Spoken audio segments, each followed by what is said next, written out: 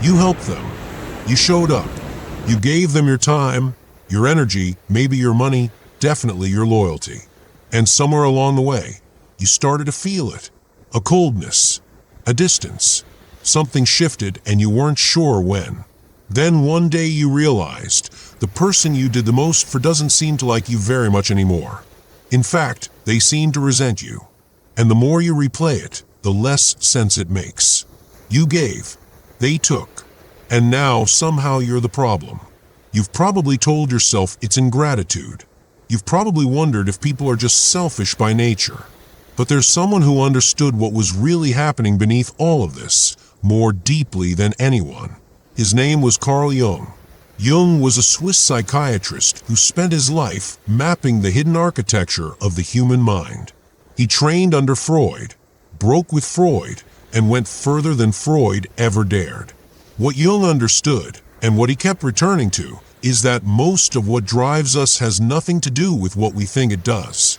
The things we do for others, the roles we take on, the sacrifices we make, they are never as simple as they appear. In this video, we'll look at 5 reasons why the people you help most often end up resenting you.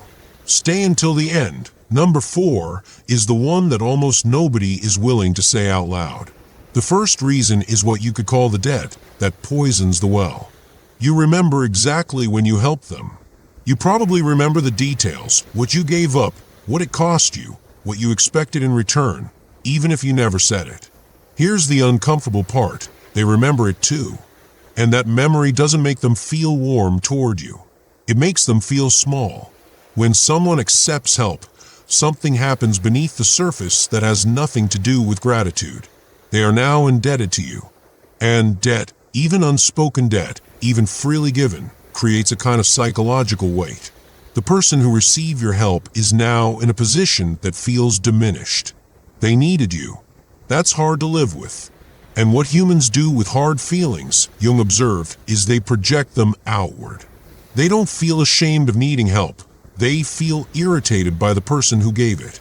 Jung called this shadow projection, the tendency to assign our most uncomfortable feelings to the people closest to us rather than face those feelings directly. The shame of needing becomes resentment of the helper.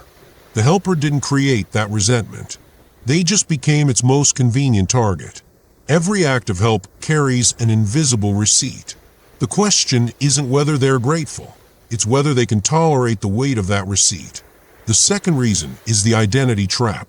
Think about the story they told about themselves before you arrived. They were managing. They were figuring it out. They had a version of themselves they believed in. Then you showed up and helped, and that story cracked. To accept help is to accept a revised identity. Suddenly, they are someone who needed rescuing, someone who couldn't do it alone. And that revision is painful in a way that's hard to explain to the person doing the rescuing, because you see your help as a gift. They experience it as evidence of a deficit. Jung spent decades studying the persona, the mask we construct to navigate the world. That mask is precious. It holds together the story we tell about who we are. When you help someone in a significant way, you force them to confront the gap between the mask and the reality beneath it. And people will protect their persona with surprising ferocity. You didn't just help them. Without meaning to, you saw through them. And being truly seen, Jung understood, is one of the things humans fear most. The third reason is the helper's hidden contract. This one is harder to admit because it's about you. When you help someone, really help them, the kind that costs you something, are you sure you wanted nothing in return? Not money, not a favor, but something. Acknowledgement maybe, or loyalty, or the quiet reassurance that you are a good person, a generous person, someone who matters to the people around them. Jung was relentless on this point. He believed that most of what we call altruism contains, buried somewhere inside it, a need we haven't named. Not because we are bad people, because we are human. The help we give often serves a function in our own psyche. It makes us feel needed, capable, morally elevated. And when the person we help doesn't play their part in that story, when they don't express the gratitude that completes the transaction, we feel cheated. We might not say so, but they feel it. What Jung identified is that helping others can become a way of avoiding the harder work of meeting your own needs directly. When that dynamic goes unexamined, the relationship becomes a stage rather than a connection. And people eventually rebel against playing a role they never auditioned for. The help was real, but the contract underneath, it was invisible. And invisible contracts always come due. The fourth reason, and this is the one people don't talk about, is that your generosity reminded them of everything they haven't given. This one doesn't get said, but here it is. The person you defended in front of others, the one you vouched for, covered for, showed up for when nobody else did, was the first to turn on you. And you have never fully understood why.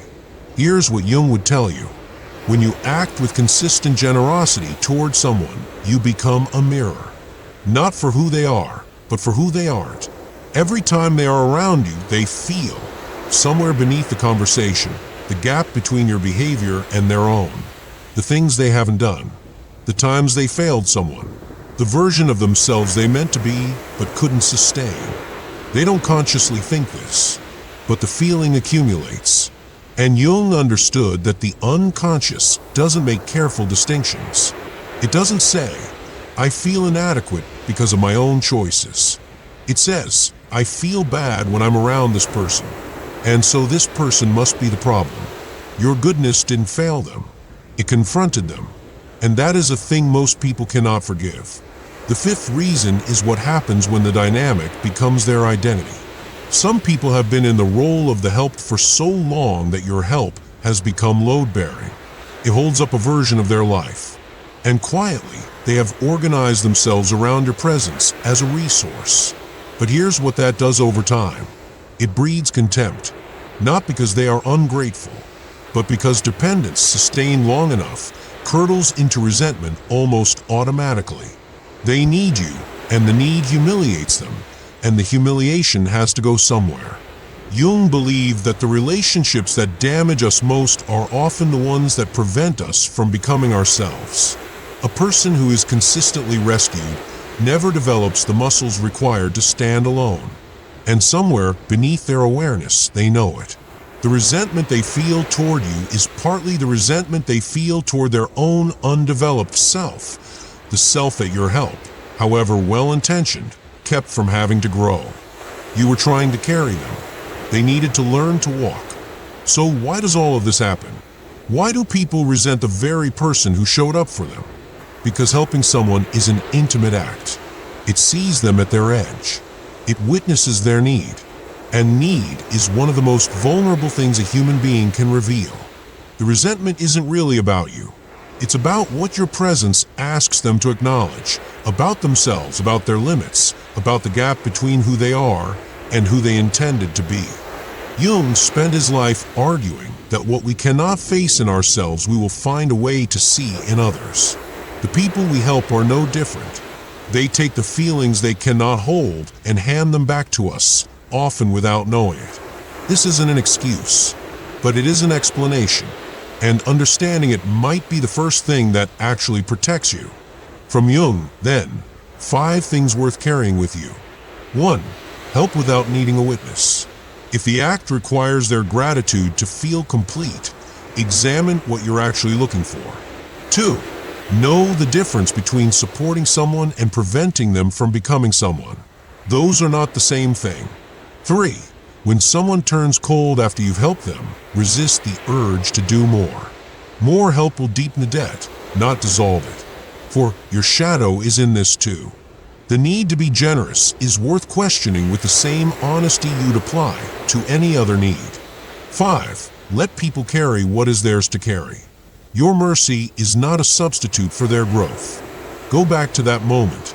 The coldness, the distance, the strange reversal. You gave and they withdrew. You showed up and they resented you for it.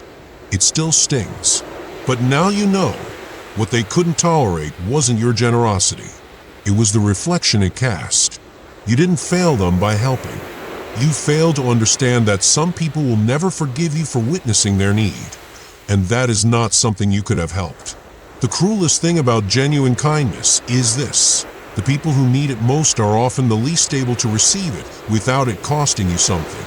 If this landed somewhere real for you, share it with someone who's been in that position. They'll know exactly what it means.